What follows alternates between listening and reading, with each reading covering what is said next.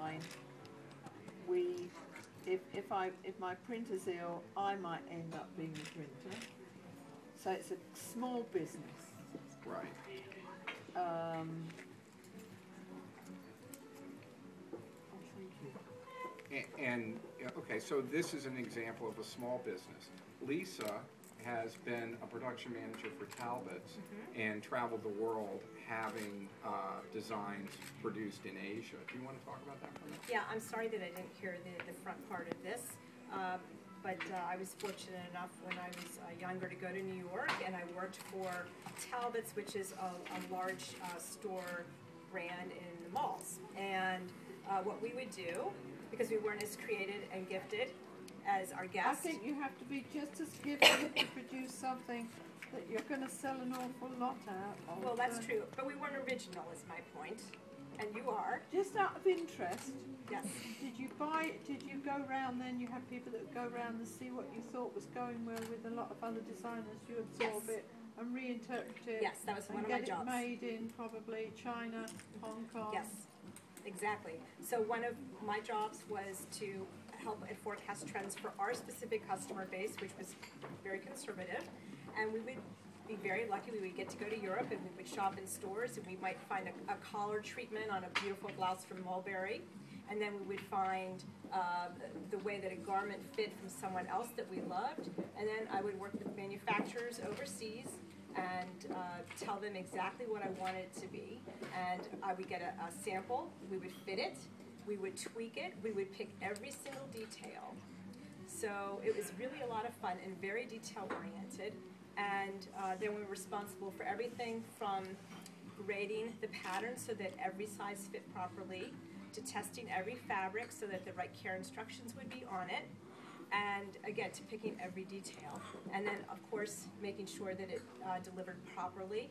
And then with all of that, there was also the part I like least, which is all the negotiating. That's the hardest, but it's very important in order to maintain your price, which we talked about earlier today. I would have thought that it's even more difficult now.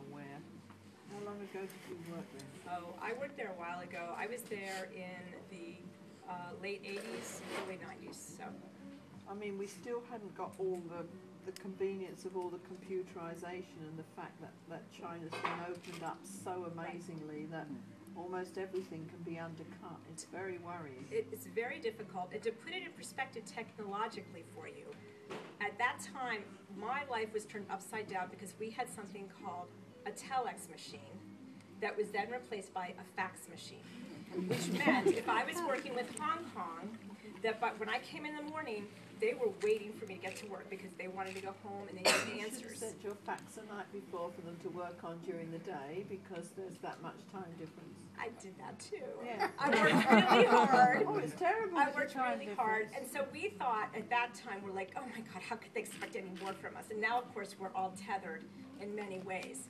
So it's really amazing how technology is influenced. But also to your point, it's so difficult for people to be creative and not have their ideas be immediately interpreted at every price point. I keep a book of copies of mine.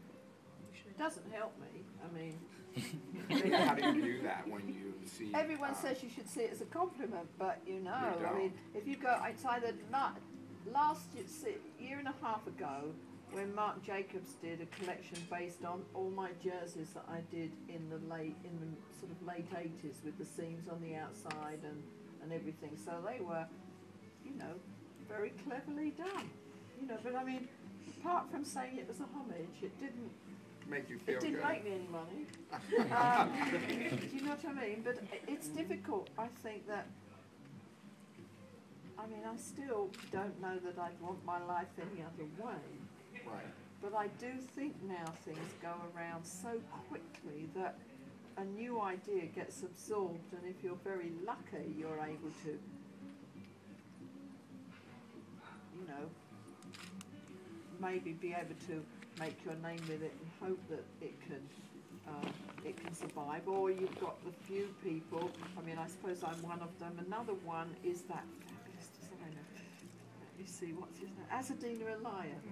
You look at those garments and you can't even work out how they're made. He's a fabulous little guy because he came round to see me.